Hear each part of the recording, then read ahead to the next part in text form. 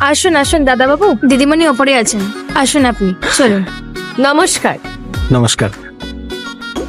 এ কি, আপনি খাননি কেন? সব আপনার পছন্দের মিষ্টি আছে, খান। হ্যাঁ, খাচ্ছি। কাগজটা। এই যে। আচ্ছা ম্যাডাম, একটা কথা জিজ্ঞেস করবো? হ্যাঁ বলুন। আপনি এইগুলো লিখতে বললেন কেন? আপনার সাথে আপনার পাত্রের মিল খোঁজার জন্য। মানে? মানেটা তো খুবই সহজ, আমি আপনার আবার নতুন করে বিয়ে দেবো। কি হলো? এই নিন, ধরুন ধরুন, আস্তে আস্তে।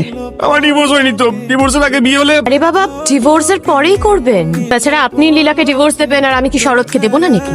আমিও দেখবো ওরা কি করতে পারে। এসবের কি দরকার আছে বলুন তো ম্যাডাম? হ্যাঁ, লীলা তো এখন সুখে আছে, শান্তিতে আছে, থাক না। কি প্রবলেমটা কি বলুন তো আপনার? আপনি আপনার পালিয়ে যাওয়া বউকে সাপোর্ট করছেন। সাপোর্ট করছি না ম্যাডাম। তাহলে দেখুন, এত বছর তো আমি লীলার সঙ্গে সংসার করেছি, সারা জীবন চেয়েছি ওর ভালো হোক, শান্তিতে থাকুক, সুখে থাকুক। কারণ ও আমাকে ছেড়ে চলে গেছে বলে ওর খারাপ যাবে সেটা তো হতে পারে না বলুন।